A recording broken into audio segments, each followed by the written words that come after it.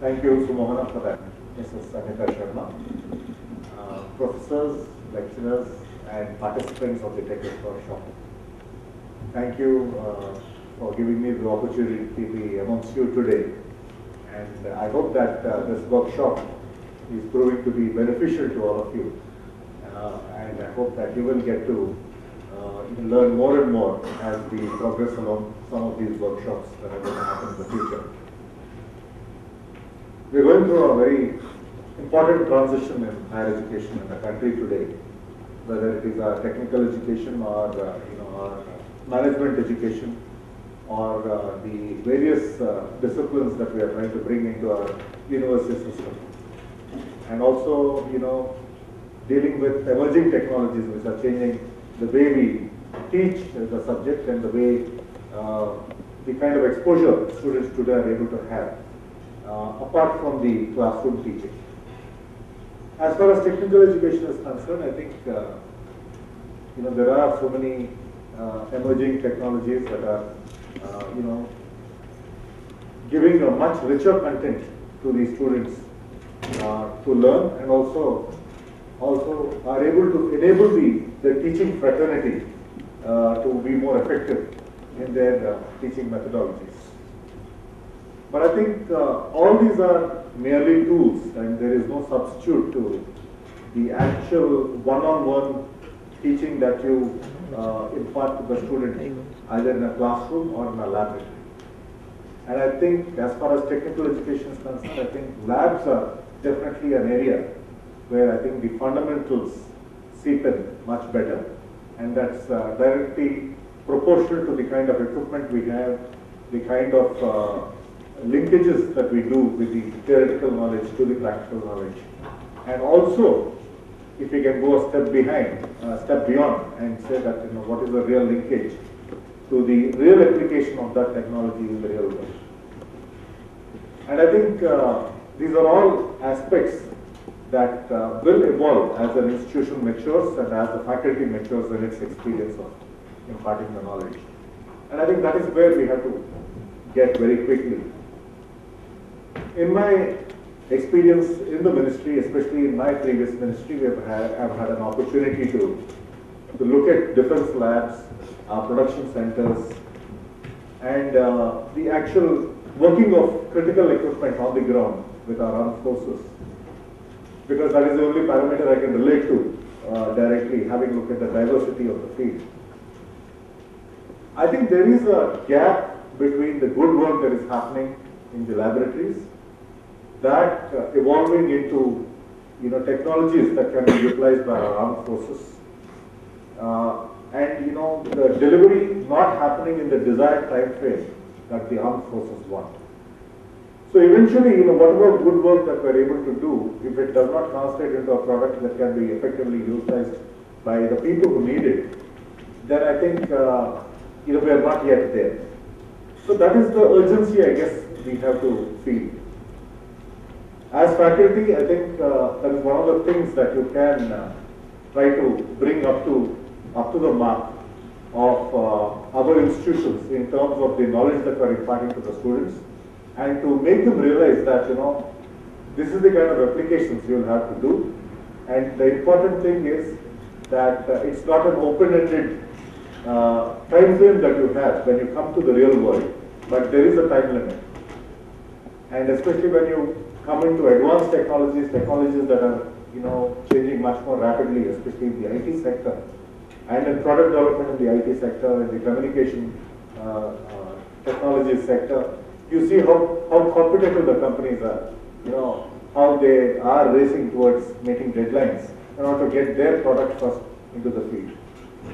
So that is the thing that we have to eventually keep at the back of our mind, that apart from the knowledge that we are imparting and training them to be good engineers, we also have to evolve them into team players, people who can communicate effectively, because I think eventually, if a company has to be successful, I think the effectiveness of the communication that happens within a group is of equal importance, apart from the quality of the work that they do on the product development. So this is something I think this is one of the skill sets that the faculty itself has to build up. as we go along.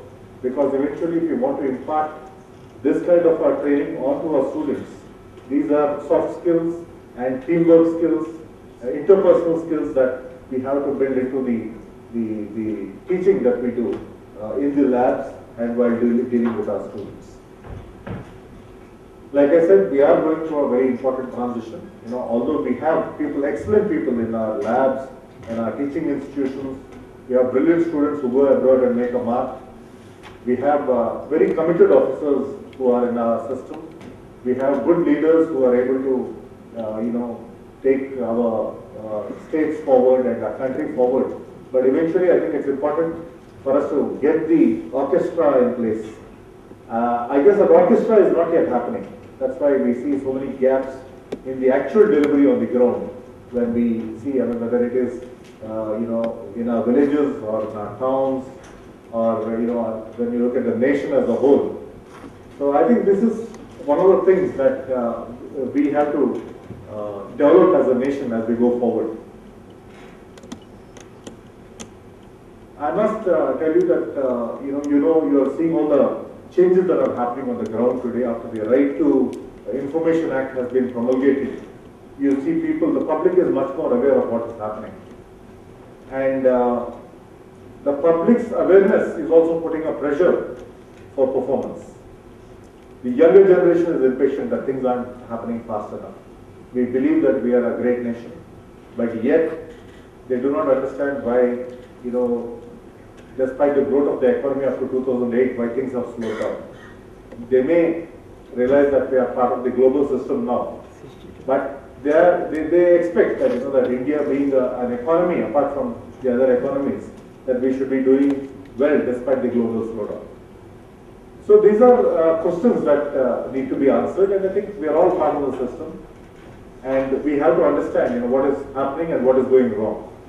Because, if you look at the profile of India today, we are a young population, we have a population of skilled and talented people. So, despite whatever is happening in the world, we know that there is so much to be done within the country, so that itself should keep the economy ticking. Yet it's not happening. So these are some of the questions that we who are in government have to ponder about. Some of you also have to apply your mind because you are thought leaders in your own field, and yet you are aware of the environment. So it is factors like this that will impinge on the progress of a nation. But eventually it comes down to one thing, the quality of the work that we do wherever we are. And I think that is best defined by the competence of our educational institutions. And what has set the IITs and our technical education apart in the world is that they do believe that India has one of the most talented workforce in the world. They do believe that the IITs produce some of the most brilliant minds who've gone on to form great companies in a very competitive environment like the IT field. And some of the names who have made a mark for themselves of the Silicon Valley. But how do we retain our competitive edge? How do we get ahead? And it's an environment that's rapidly changing with a multidisciplinary approach coming into the way products are being developed, designs are being done, and how it is going to impact the quality of life for mankind and for the world at large in the coming years. So these are aspects that we have to consciously apply our mind to. You may be good at your subject, but how do you relate to another discipline? How do you impart this kind of a thinking onto the students? So I think a fundamental prerequisite is the quality of the equipment that you have, which you have to take it for granted and which you have to demand. Beyond that, what is the quality of the environment that you're going to build in a lab, that you're going to build in your institutions? How do you make the students relate this to the actual application on the field? How do you make them realize the importance of deadlines? How do you make them realize that once you start working for a company, you have to be competitive in the real world. So these are, I think, other aspects that I hope that the TEQIP workshops would start thinking about. And to be more effective teachers, how do we incorporate the emerging technologies like MOOCs into what you're imparting as educators? How do you, make the mix of your own teaching plus what you can draw from these emerging technologies to make it a much more interesting classroom? How can we make the classroom much more efficient by imparting a certain amount of homework to the students? Thereby, the actual classroom time can be utilized towards problem solving. These are some of the thoughts that I hope that the faculty here would apply their mind to, and I'm sure that this would prove to be a beneficial workshop to all of you. I noticed that all of you were quite enthusiastic yesterday, and I hope that the remaining 2 days would give you much more depth in terms of what you're going to learn and what you will be able to impart. I thank Professor Desai for giving me the opportunity. Amita did tell me about it. I did commit half-heartedly, but right now the real reason why I'm here is, for the last 1 month, I've not been in a position to go back to my constituency because of political situation. I must confess that is the real reason. But I hope that will change soon. And coming again, talking from that perspective, see, this is what is happening in the country today. I think somewhere that spirit of the national spirit is missing. They're getting into lower things. We are thinking that if we are a smaller entity, we will be much more efficient, or we will be a better administered state. But if you look at the real reasons, I think it is selfish motives which are driving such decisions. We should be thinking of the country as a whole. We should be looking at making ourselves a much more vibrant country by greater interaction, instead of looking at the walls, instead of trying to create walls amongst ourselves. And I think this is what we have to inculcate and impart to our young demographic potential that we have in our students. And we will definitely do our best in trying to create such an environment. I think we have a very positive additional secretary who brings a very vibrant spirit from her success in the Ministry of Rural Development. And if you know that the National Rural Employment Guarantee Scheme has been one of the successes of the government, which again had to be monitored and implemented very well. And that monitoring mechanism has been single-handedly built by Amita Sharma. And it is that kind of an experience that although technology and technical education is not her subject, the way she has thrown herself into the subject, the way she tries to bring in all disciplines together towards enhancing the quality of the discipline, whether it's technical education or management education, and how she tries to bring in best practices elsewhere around the globe into our own system is truly laudable. And I hope that, and I'm glad that the directors are also able to share their vision with her. And together, I'm sure that we will be able to enrich our institutions in terms of all these best practices that are available worldwide, which we need to apply to our own environment. And I think that is what is truly demanded of us.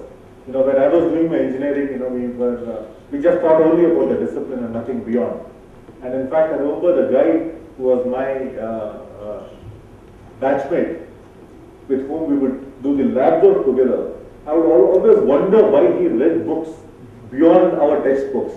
He would go away to the lab and in library, and he would be reading much more than what was needed. I would always wonder that. And of course, he's become a top guy in the Hindustan Aeronautics Limited. So I've become a politician. But I hope that this will serve you well. We have to look beyond our roles, and I think we have to look at ourselves as committed citizens of India. I think it is in our hands that we can mold the future of the nation by bringing the quality aspect to the way we impart education to our young students. Thank you again for this opportunity. Jai. Thank you, Dr. Conclave, for the great and inspiring speech. I now request Professor Desai to hand over a moment to Dr. Pallam Raju for appreciation.